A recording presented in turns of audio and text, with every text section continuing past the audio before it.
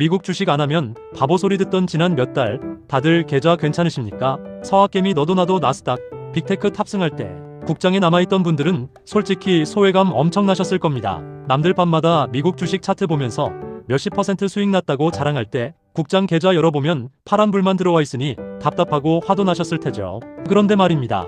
모두가 국장을 버리고 떠날 때 조용히 신고가를 쓰면서 115만 원을 가뿐히 넘어선 종목이 하나 있습니다. 바로 코스피의 자존심, 한화에어로스페이스입니다. 지금 한화에어로 가지고 계신 분들은 매일 밤 고민이 깊으실 겁니다. 아, 여기서 수익 실현하고 미장으로 옮겨 타야 하나?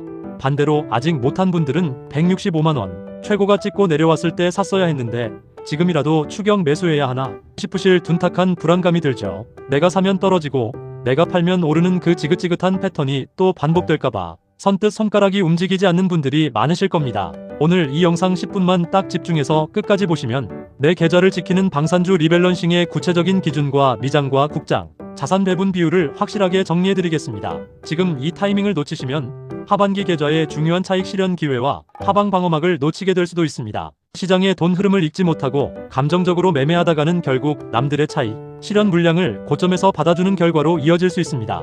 도대체 왜 한화에어로스페이스만 이렇게 미친 듯한 독주를 이어갈 수 있었을까요? 단순히 방산 테마로 묶여서 일시적으로 뜬 거라고 생각하시면 큰 오산입니다. 2026년 현재 글로벌 시장의 돈 흐름을 정확하게 읽으셔야 합니다. 지금 미국 증시, 특히 빅테크 쪽으로 자금이 과도하게 쏠리면서 밸류에이션 부담이 가중되고 있죠. 빅테크 기업들의 주가가 하늘 높은 줄 모르고 치솟다 보니 조그만 악재 하나에도 시장 전체가 출렁이는 높은 변동성 장세가 연출되고 있습니다. 그렇다면 빅테크가 흔들릴 때 시장의 거대 기관들과 외국인 투자자들은 어디로 눈을 돌릴까요? 손 놓고 손실을 지켜보고만 있을까요? 절대 아닙니다. 자금의 일부를 떼어내어 실적이 확실하게 찍히는 대체 불가능한 방산주로 옮겨 담습니다. 즉, 지정학적 리스크가 지속되는 환경 속에서 수주 잔고가 줄어들지 않고 오히려 늘어나는 기업을 찾아 이동하는 거죠. 한화에어로스페이스의 수주 잔고를 들여다보면 이건 단순한 국장 주식이 아닙니다. 이미 수년치 먹거리가 가득 채워져 있는 글로벌 방산 탑티어 기업이죠. 유럽과 중동, 그리고 동남아시아에 이르기까지 K-방산의 위상이 높아지면서 실질적인 매출과 영업이익이 매분기 폭발적으로 증가하고 있습니다. 코스피 전체 지수가 박스권에 갇혀 지루한 흐름을 보일 때 기관과 외국인은 미장 쏠림의 리스크를 해징하기 위한 수단으로 한화에어로스페이스를 집중 매집했습니다. 실제로 HTS 상에서 매매 주체별 동향을 확인해보면 개인이 실망감에 국장을 던지고 떠날 때 외국인과 기관은 바닥에서부터 물량을 싹 쓸어 담았습니다. 개미들이 국장 탈출을 외치며 미국 주식으로 몰려갈 때 세력들은 반대로 국장의 알짜 주도주를 조용히 매집하고 있었던 겁니다. 최고가 165만 원을 기록했던 시절을 기억해보세요. 당시 과열 신호가 켜진 이후 주가가 100만 원 안팎까지 조정을 받을 때 많은 개미 투자자분들이 역시 국장은 안 되라며 손절하거나 차익 실현 후 떠났습니다. 공포에 질려 시장을 떠난 거죠. 하지만 진짜 스마트머니는 그 눌림목에서 거래량이 줄어드는 순간을 정확하게 포착했습니다. 수급 파동 분석을 해보면 세력들은 주가를 인위적으로 누르면서 개인들의 물량을 받아냈고 115만 원을 돌파하는 시점에서 다시 한번 폭발적인 거래량을 터뜨렸습니다. 이건 단순한 개미들의 추격 매수가 아니라 글로벌 헤지펀드와 국내 대형 연기금의 포트폴리오 리밸런싱 물량이 본격적으로 들어왔다는 명확한 증거입니다. 차트의 거래량과 매수 주체만 제대로 파악했어도 공포에 던지는 실수는 하지 않았을 겁니다. 여기 40대 초반 직장인 박 과장님의 실제 계좌 사례를 한번 들어보겠습니다. 박 과장님은 작년에 국장 주식에 투자했다가 하도 물려서 계좌를 거의 내팽개쳐두고 있었습니다. 매일 아침 앱을 열어볼 때마다 한숨만 쉬었죠. 그러다 언론에서 연일 미국 엔비디아, 빅테크가 신고가를 찍었다는 소리가 나오니까 견디다 못해 가지고 있던 국장 주식 상당수를 손절하고 미국 주식으로 몰빵을 감행했습니다. 원금 회복에 대한 조급함이 판단을 그르친 겁니다. 결과가 어땠을까요?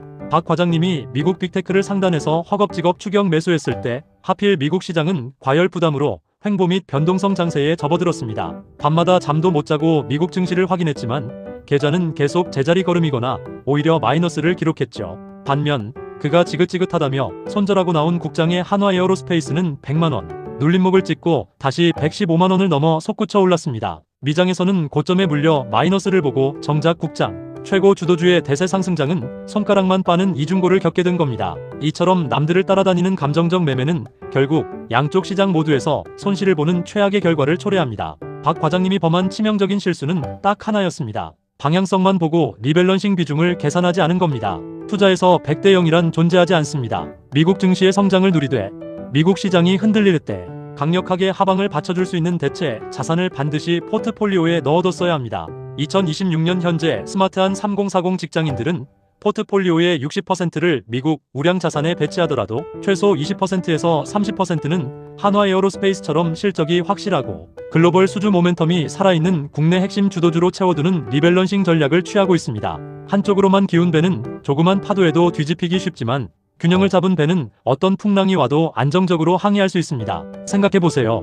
미국 빅테크 기업들이 조정을 받을 때 기관 자금은 어디로 이동합니까? 안전하면서도 확실한 성장성, 즉 지정학적 리스크 속에서 실제로 매출과 영업이익이 매분기 꽂히는 방산주로 돈이 쏠립니다. 즉 한화 에어로스페이스 같은 주도주는 단순히 국장 단타 종목이 아니라 미장 쏠림, 포트폴리오의 변동성을 완충해주는 강력한 자산 방어막 역할을 해주는 겁니다. 이걸 모르고 무작정 국장 다 팔고 미장으로 가거나 반대로 고점에 오른 방산주를 얼김에 추격 매수하는 것은 자산관리 관점에서 매우 위험천만한 행동입니다. 내 자산을 지키기 위해서는 시장의 선순환 메커니즘을 제대로 이해해야 합니다. 그렇다면 지금 115만원을 넘어선 한화 에어로스페이스, 대체 어느 지점에서 차익 실현을 하고 어느 지점에서 신규 진입을 해야 할까요? 시청자 여러분이 당장 모바일 앱을 켰을 때 확인해야 할 핵심 수치는 딱 3가지입니다. 첫째, 외국인과 기관의 5일 연속 순매수 유입 여부, 수급의 주체가 여전히 거대 자금인지 확인해야 합니다. 둘째, 거래량이 줄어들면서 20일 이동평균선에 수렴하는 눌림목 구간 발생 여부, 주가가 과열을 시키는 숨고르기 타점을 노려야 합니다. 셋째, 올해 발표될 해외 추가 수주 공시의 실현 가능성입니다. 수주 잔고의 지속적인 증가가 주가를 견인하는 본질이기 때문입니다. 이 데이터를 기준 삼지 않고 더 갈 것 같아서 혹은 무서워서 감정으로 매매하는 순간 박 과장님의 잔혹사는 여러분의 이야기가 될 수 있습니다. 자, 그럼 가장 중요한 실전 대응으로 넘어가 보겠습니다. 지금 115만원이라는 주가를 보고 누군가는 환호하고 누군가는 배가 아플 텐데요. 각자의 포지션에 맞게 당장 내일 아침 출근길에서 설정해 두어야 할 가이드라인을 딱 정해드리겠습니다. 첫째로 기존 보유자분들의 대응 전략입니다. 언제 팔아야 하나요? 라고 물으신다면 정답은 트레일링 스탑에 있습니다. 트레일링 스탑이란 주가가 상승할 때 감정적으로 매도 타이밍을 잡는 것이 아니라 지정한 고점 대비 일정 비율 이하로 주가가 밀릴 때 자동으로 매도가 나가도록 설정하는 시스템 매매법입니다. 지금 2026년 방산 슈퍼사이클이 꺾인 것은 아니지만 주식의 영원한 상승은 없죠. 심리적인 안정을 위해 현재 챙길 수 있는 수익금의 30% 정도는 분할 익절하여 현금화하시길 권해드립니다. 수익을 실제 현금으로 확정 짓는 경험은 투자 심리를 엄청나게 안정시켜줍니다. 그리고 남은 절반 이상의 핵심 물량은 추세를 끝까지 발라먹되 고점 대비 10% 이상 밀리는 장대 음봉이 출현할 때 전량 매도하는 기준을 세워두세요. 효과적인 차익 실현 타점을 잡는 것이 가장 훌륭한 리스크 관리이며 내 원금을 지키는 최고의 무기입니다. 둘째로 신규 진입을 노리는 분들의 대응 전략입니다. 지금 사도 되나요?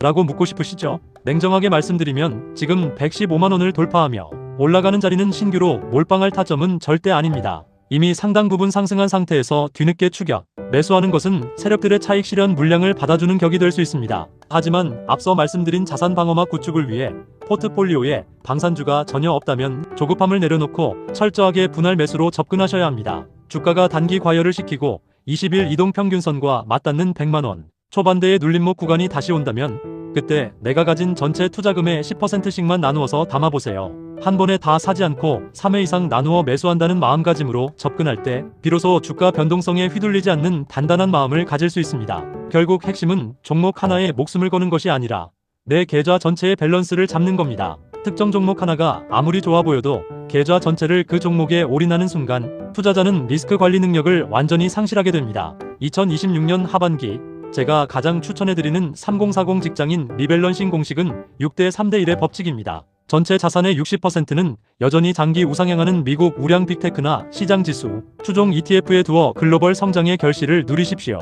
이것이 내 계좌의 주력 성장 엔진이 됩니다. 그리고 30%는 오늘 함께 살펴본 한화 에어로스페이스처럼 실적이 든든하게 뒷받침되며 미장 하락 시 해징 역할을 톡톡히 해줄 코스피 대장주에 배분하는 겁니다. 국장의 우량 주도주는 시장의 충격을 완화해주는 훌륭한 범퍼 역할을 합니다. 나머지 10%는 예상치 못한 폭락장이 왔을 때 좋은 종목을 싸게 줍줍할 수 있는 절대 현금으로 항상 쥐고 계셔야 합니다.